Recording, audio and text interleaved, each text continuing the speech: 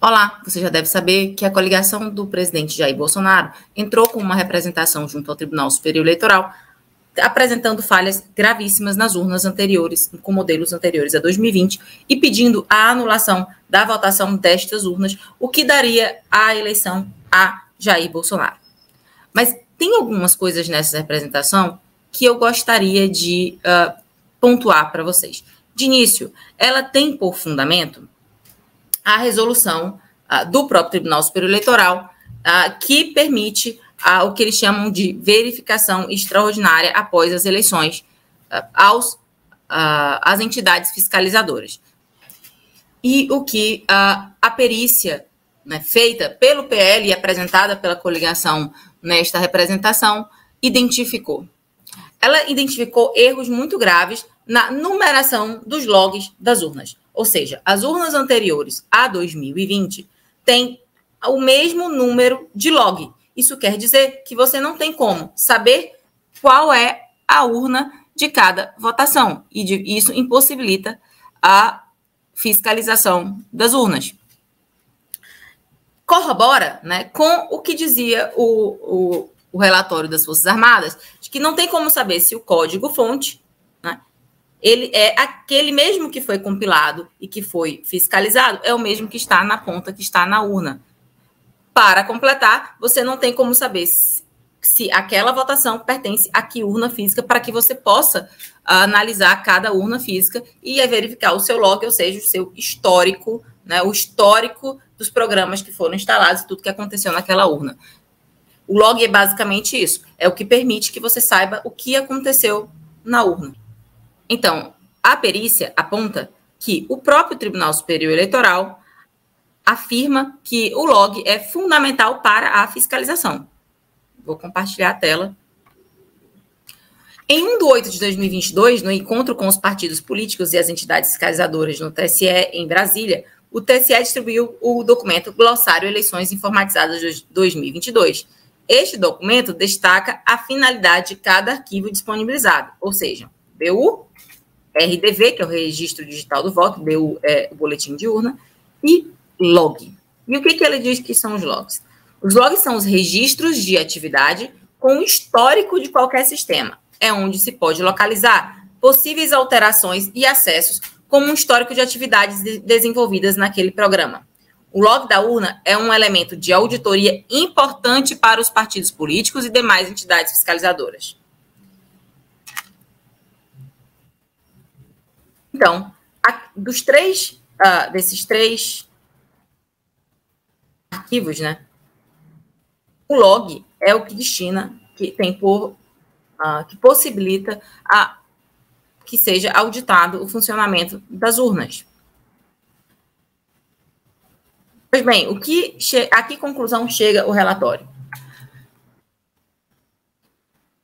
No caso da urna eletrônica, o TSE projetou o formato da linha de log como um documento, formato dos arquivos de log.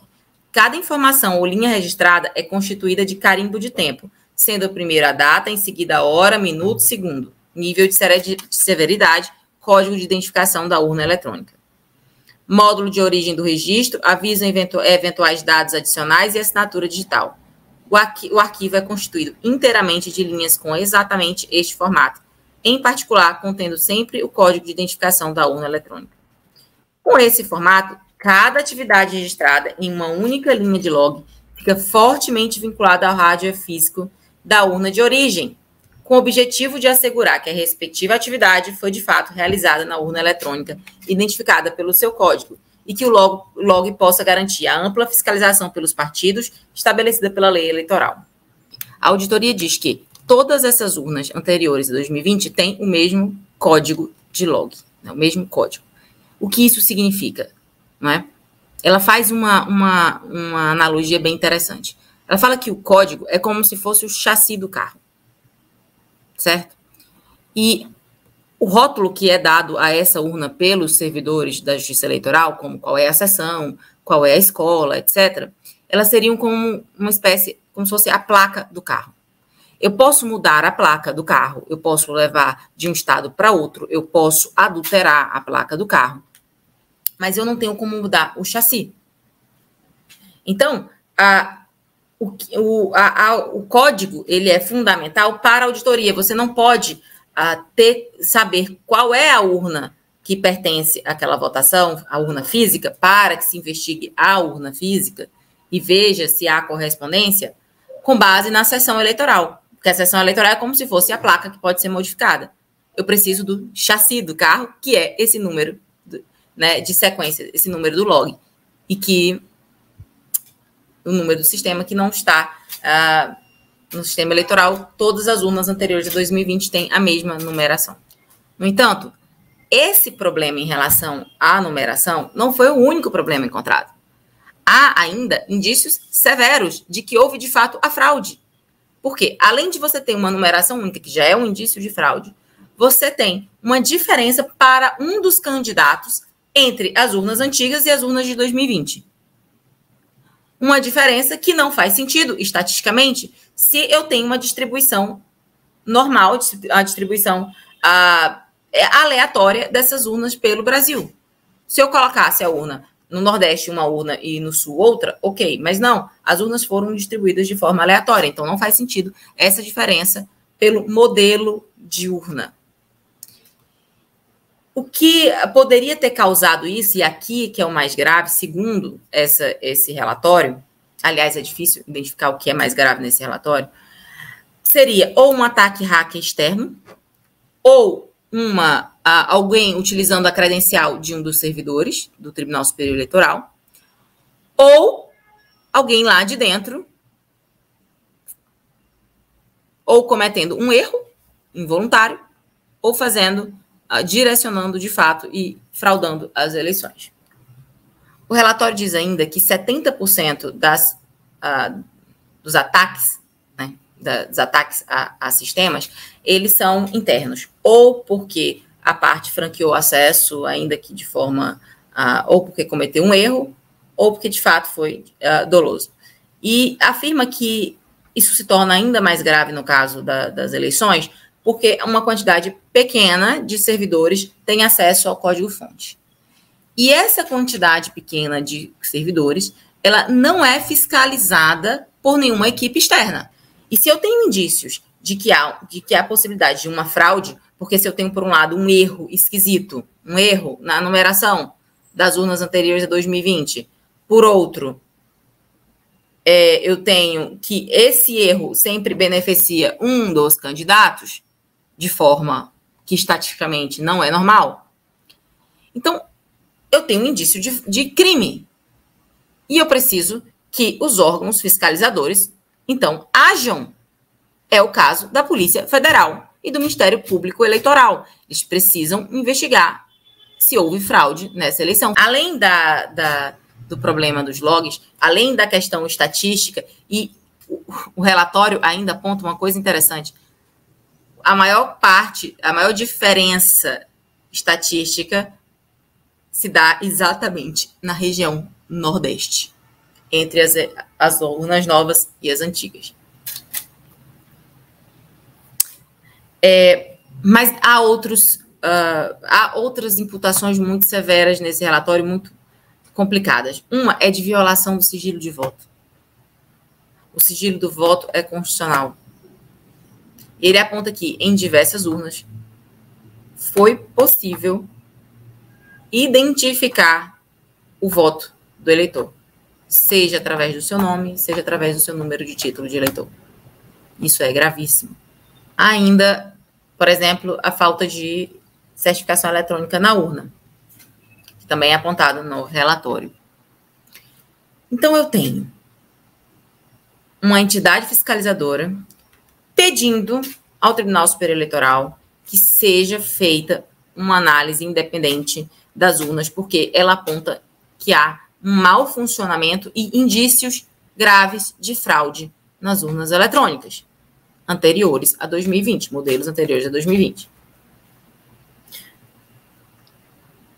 O artigo 61 da Lei 9.504/97 estabelece que o partido e a coligação e o candidato têm direito a fazer uma ampla fiscalização da urna eletrônica. Então, legitimado para fiscalizar amplamente A urna eletrônica é o partido, a coligação ou candidato, ok? Por outro lado, consta do artigo 221 do Código Eleitoral que a votação será anulada se a fiscalização for ou impedida ou dificultada, restringida. Se eu tiver uma restrição à fiscalização, aquela votação tem que ser anulada, segundo o Código Eleitoral. Ele ainda afirma que você deve fazer a impugnação por escrito no ato, no momento. No caso da votação eletrônica, o momento é aquele em que o partido tem acesso à perícia para analisar que não tem como ser feita a fiscalização correta, obviamente, né?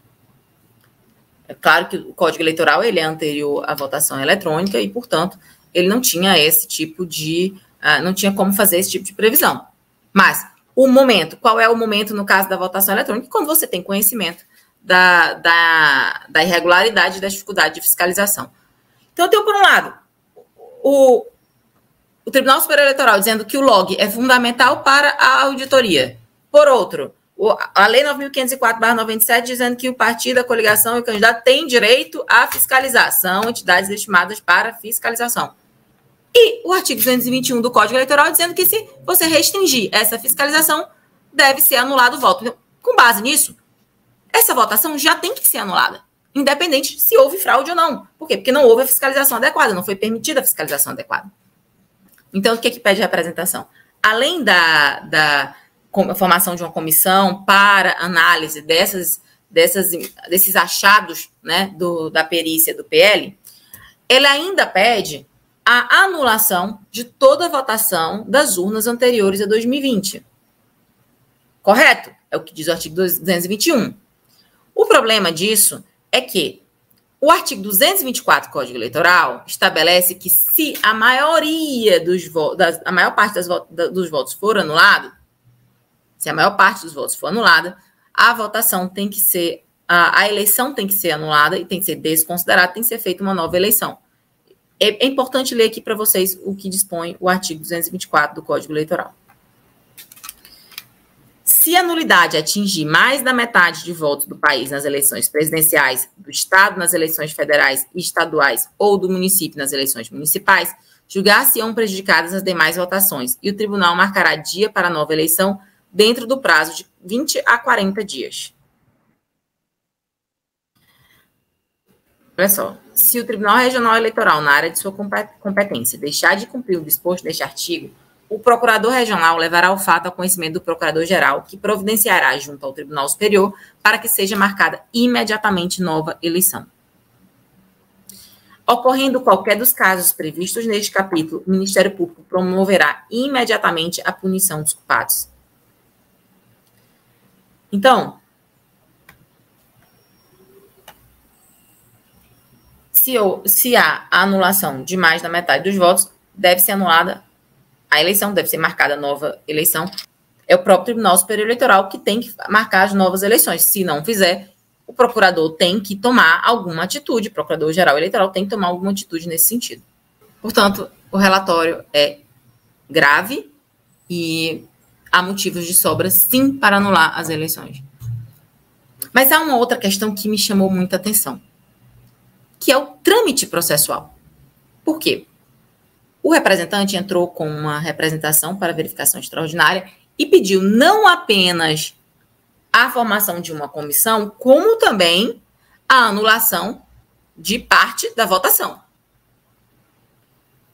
E afirma corretamente que não se trata de um processo administrativo, trata-se do processo eleitoral. Você pode causar a investigação, a representação pode culminar com a anulação de parte da votação no Brasil e, inclusive, com a alteração da classificação de candidatos.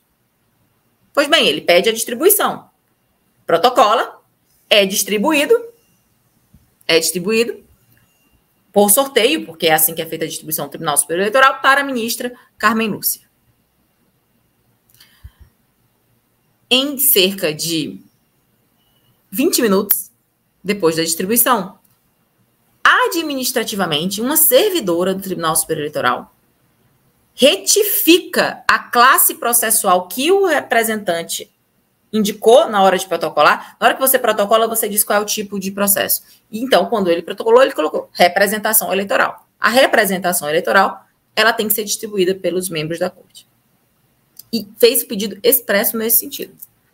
E aí veio para uma servidora, a servidora entendeu que não é processo eleitoral, é processo administrativo. Retificou a classe no sistema, mudou a classe no sistema, para dizer que era processo administrativo, e encaminhou para o presidente do Tribunal Superior Eleitoral. O presidente do Tribunal Superior Eleitoral, cerca de 16 minutos depois da redistribuição, despachou, mandando a parte aditar a inicial para incluir o primeiro turno. Gente, a inclusão do primeiro turno não é requisito da ação. Você pode escolher se você vai impugnar o primeiro turno, o segundo turno, você pode escolher. Não cabe ao magistrado dizer qual é o pedido da parte, dizer o que a parte tem que pleitear. Porque senão estaria agindo de ofício, não é? Afinal, você não pode... O magistrado, se ele não pode julgar além do que é pedido, ele também não pode dizer o que você tem que pedir. Mas por que fez isso? Eu só posso imaginar que é para constranger todos os candidatos eleitos em primeiro turno, seja em primeiro turno para governador, sejam os deputados e senadores, que obviamente o PL fez uma grande bancada, então o PL estaria com vamos dizer, com interesses conflitantes, em tese, pelo menos, porque nós não sabemos também se a anulação seria necessariamente ruim, se de fato, de repente o PL não aumentaria a sua bancada, mas, enfim, pode trazer um conflito interno dentro do partido, né? Não só do PL, também do PP, porque é a coligação que apresenta a representação, porque teriam os eleitos no primeiro turno, talvez pudessem ficar incomodados com essa impugnação por parte da coligação. No entanto, também há uma outra possibilidade, né? Porque se eu peço a anulação da votação, eu tenho que trazer aos autos todos aqueles que podem ser prejudicados, que trazer aos autos, como litisconsorte passivo, todos os eleitos. Agora, você imagine a duração de um processo com centenas de representados. Além disso, tem uma outra situação. Se o relatório está pronto, eu tenho ouvido que já tem o relatório do primeiro turno, mas o ministro sabe que o relatório demora para ser feito, né? Um relatório desse não é um relatório rápido. Como é que ele dá 24 horas para o auditamento para incluir também o primeiro turno?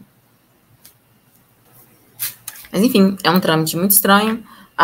O ministro Alexandre de Moraes não é o juiz natural do feito.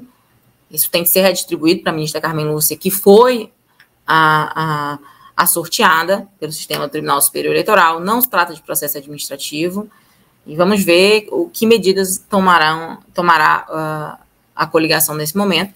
Eu entendo que não deveria acatar esse despacho ilegal do ministro Alexandre de Moraes, sem nenhuma previsão legal. Veja, aliás, vou mostrar para vocês aqui o procedimento, eu acho que é importante. Vamos lá. 15h56 foi distribuído por sorteio para a ministra Carmen Lúcia. Às 16h18, 22 minutos depois, a classe é retificada para petição cível e encaminhada ao ministro Alexandre de Moraes, afirmando que se trata de um processo administrativo. Aqui. Termo de distribuição e verificação da autuação. Né? Certifico que procedeu à distribuição dos autos à ministra Carmen Lúcia, com base nas informações inseridas no sistema pelo peticionante. Mas foi redistribuído ao ministro Alexandre de Moraes por se tratar de pedido de natureza administrativa. E aqui a servidora. Não é pedido de natureza administrativa e não poderia ser feito essa retificação pela servidora, até porque existe um pedido do autor, a ministra Carmen Lúcia que deveria analisar o pedido do autor e decidir se deve encaminhar para outro ministro ou não. E aí, às 16h39, alguns minutos depois, o ministro Alexandre de Moraes ordena o aditamento da inicial para inserir também as urnas do primeiro turno das eleições, sob pena de indeferimento da inicial, no prazo de 24 horas, e manda publicar com urgência, sem sequer fundamentar a sua decisão em um único dispositivo legal. E não poderia, porque não há nenhum dispositivo legal em que se fundamentar. Então, os achados desse relatório são importantes. A representação é muito bem fundamentada. Todos os dados são verificados ou com ata notarial ou com o sistema de blockchain. O procedimento adotado pelo Tribunal Superior Eleitoral é que é muito esquisito, muito esquisito. Mas vamos ver o que acontece. É importante também lembrar que o que diz esse relatório do PL, assinado por 3 engenheiros formados pelo ITA, é muito parecido com o que falou aquele argentino na sua live. E aí eu fico me perguntando o que vai acontecer com as pessoas que tiveram seus perfis bloqueados, né, ou que tiveram a polícia batendo a porta porque fizeram questionamentos com base na live do argentino. O que vai acontecer, inclusive, com o próprio argentino. Se essas pessoas serão indenizadas, porque elas foram acusadas de espalhar notícias falsas e, pelo menos, o relatório do PL demonstra que os dados utilizados no relatório do argentino são corretos, são verdadeiros, fazem parte, né, do sistema do Tribunal Superior Eleitoral. Até porque lá você tem a certificação digital de todos os dados que foram utilizados.